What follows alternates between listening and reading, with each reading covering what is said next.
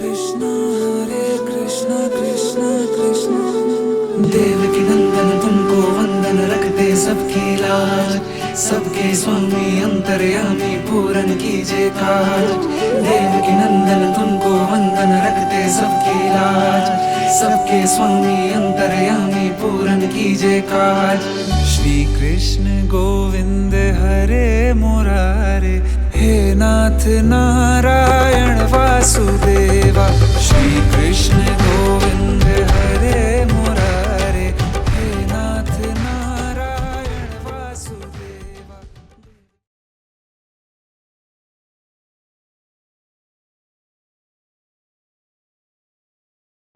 নমস্কার, আমি Sudeshna. Frame and স্টোরির ফার্স্ট এপিসোডে আপনাদের অনেক অনেক স্বাগত। আজকে আমি আছি শ্রীরামপুরের জগন্নাথ মন্দিরে প্রভুর ধামে, এবং আমরা আমাদের সাথে পেয়ে গেছি এই মন্দিরের সম্পাদক শ্রী পিয়াল কৃষ্ণ অধিকারীকে। জয় জগন্নাথ। জয় জগন্নাথ। নমস্কার দাদা। নমস্কার। অনেক অনেক স্বাগত আমাদের এপিসোডে আপনাকে।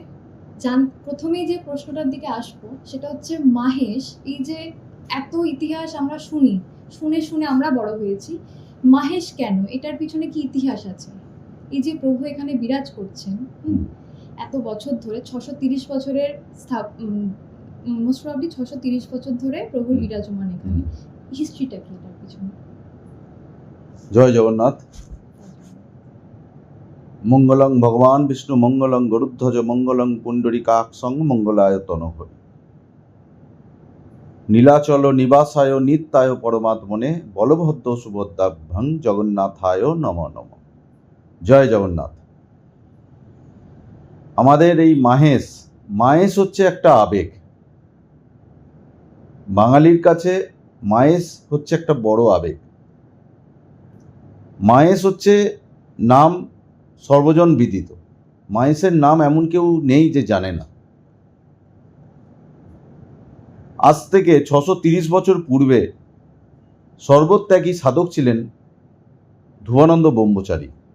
তিনি সারা ভারত পরিভ্রমণ করে তিনি যখন পুরীতে গিয়ে ওনার ইচ্ছা হয়েছিল যে পুরীতে গিয়ে ওখানে স্বহস্তে প্রভুকে ভোগ নিবেদন করতে যাবে। তো যে সময় তিনি স্বহস্তে প্রভুকে ভোগ নিবেদন করতে গেছিলেন নীলাচলে, সেই সময়কার পাণ্ডারা তাকে অপমানিত লাঞ্ছিত করে বার করে দিলেন এবং বললেন, কেয়া গর্বাচীন সন্ন্যাসী, তোমার এত বড় আস্পর্ধা, তুমি প্রভুকে স্বহস্তে ভোগ নিবেদন করতে এসেছো, তুমি বেরিয়ে যাও মন্দির থেকে। তো তিনি মনের দুঃখে বটবৃক্ষের তলে আত্মহত্যা দেবার পরিকল্পনা করলেন। তো সেই সময় 3 দিন 3 রাত্রির মাথায় জগন্নাথ দেব তাকে স্বপ্ন দিলেন যে, হে ধ্রুবানন্দ, আত্মহত্যা মহাপাপ, তুমি মাহেশেতে ফিরে যাও। মাহেশেতে ফিরে ভাগীরথীর তীরে এক নিমকাঠ ভেসে পাবে। সেই নিমকাঠ থেকেই তুমি আমার মূর্তি তৈরি করো এবং বঙ্গদেশে তার নাম প্রচার করো।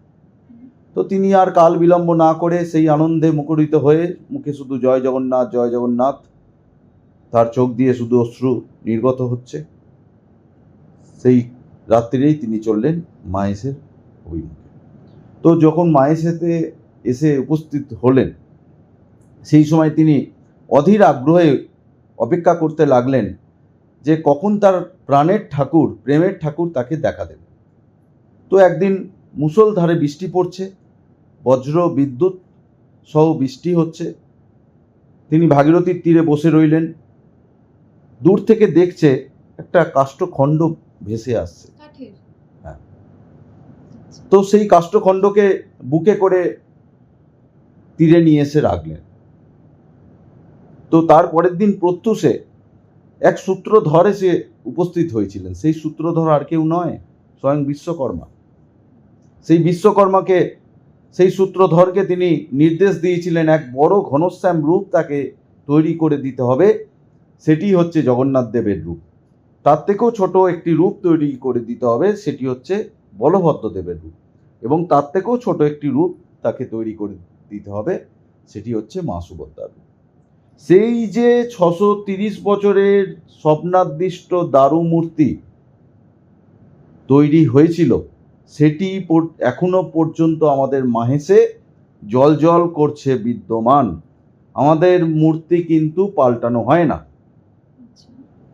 অন্যান্য জায়গায় দেখবেন বা পুরীতেই যদি আমি কথা তুলি, দেখবো যে 12 বছর পর নবকলেবর হয়ে যায়। আষাঢ় মাস মলমাস পড়তে হবে, সেটা 15 বছরের মাথায় হতে পারে, 19 বছরের মাথায় হতে পারে। তো নবকলেবরে কি হয়, নবকলেবরে পুরনো মূর্তি সমাধিস্থ হয় এবং নতুন মূর্তিতে ব্রহ্ম স্থাপন করা হয়।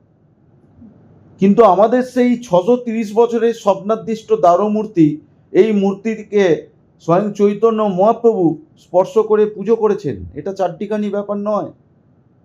রামকৃষ্ণ ঠাকুর থেকে শুরু করে মা সারদা, ভক্ত কবি গিরিশচন্দ্র থেকে শুরু করে রবীন্দ্রনাথ ঠাকুর, এত অবতারের পদধূলি পড়েছে আমাদের এই শ্রীপাঠ মাহেশে।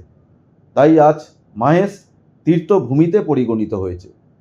তুমি যে প্রশ্নটা করলে যে মাহেশ এত প্রসিদ্ধ কেন, এটির জন্যেই এই এত ইতিহাস বিজড়িত হয়ে আছে মাহেশে। মাহেশের এই জগন্নাথ দেবকে দেখবার জন্য সবাই আসে, কারণ ওনার দর্শনেই ফল লাভ, উনি আর কিছু চান না। আপনি যে একটা কথা এক্ষুনি বললেন দাদা, যে শ্রীপাঠ, এই শ্রীপাঠ ধাম কেন বলা হয়? শ্রীপাঠ হচ্ছে চৈতন্য মহাপ্রভু আমাদের মাহেশে এসেছিলেন। চৈতন্য মহাপ্রভু, তার যদি আমি একটু কাহিনী বলি, কাটোয়ায় কেশব ভারতীর আশ্রম থেকে তিনি যখন দীক্ষা সন্ন্যাস গ্রহণ করলেন, ওনার নাম হলো শ্রীকৃষ্ণ চৈতন্য।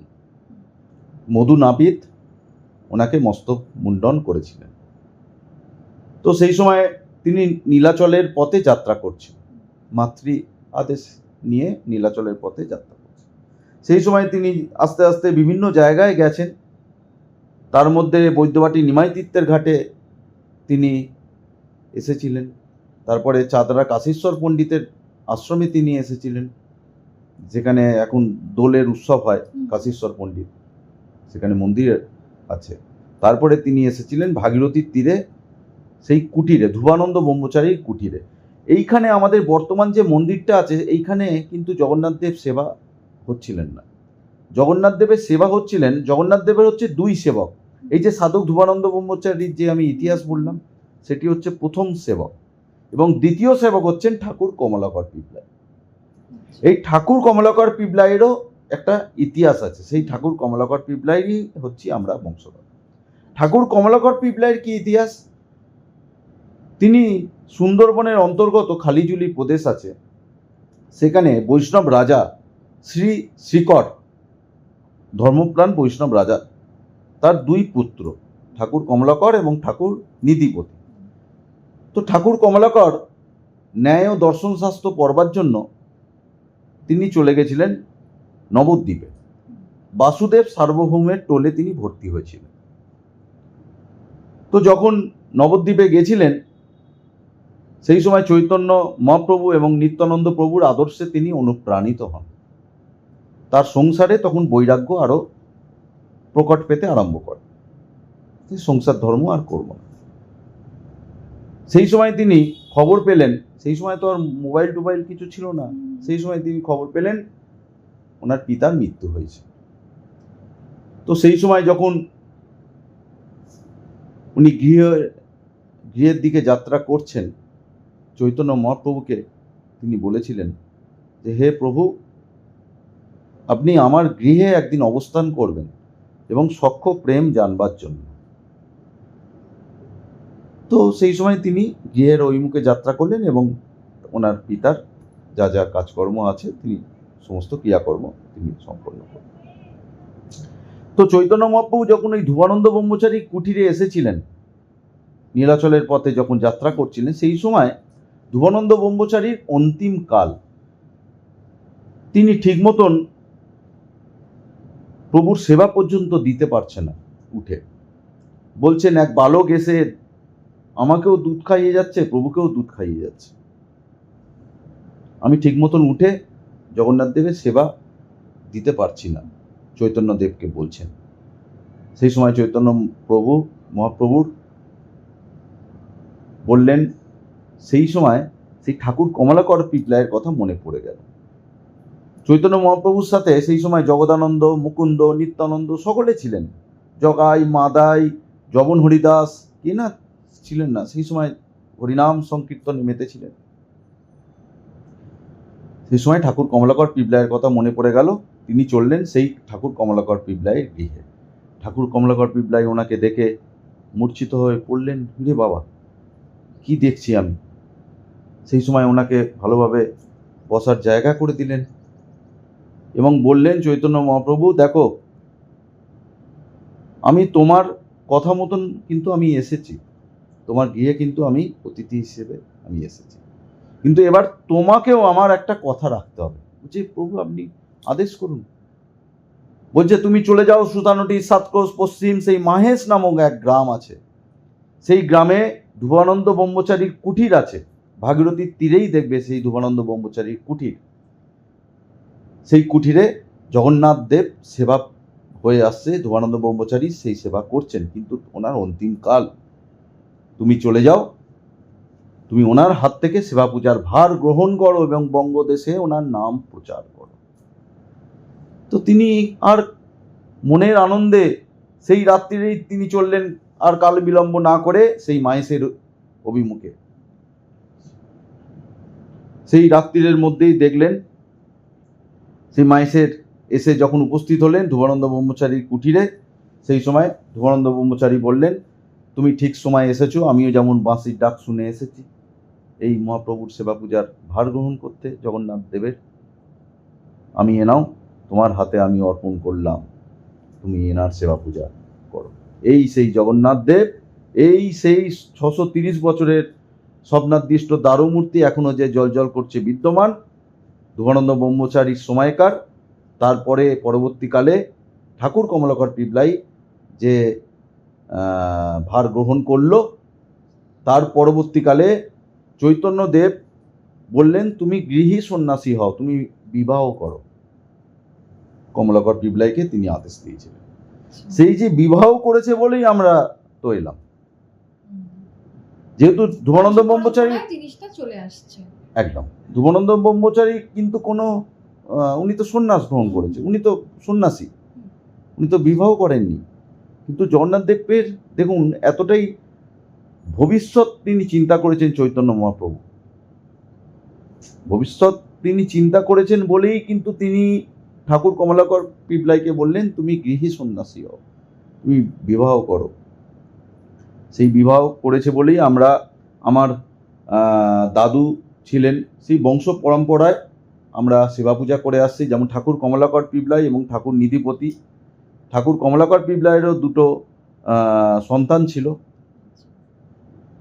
রাধারানী এবং চতুর্ভুজ। আমরা হচ্ছি চতুর্ভুজের আন্ডারে।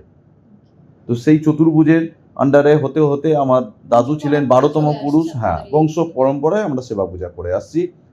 আমার স্বর্গীয় অমরেন্দ্রনাথ অধিকারী, তিনি আমার দাদু ছিলেন। তিনি প্রধান সেবায় ছিলেন মাহেশ জগন্নাথ মন্দিরে।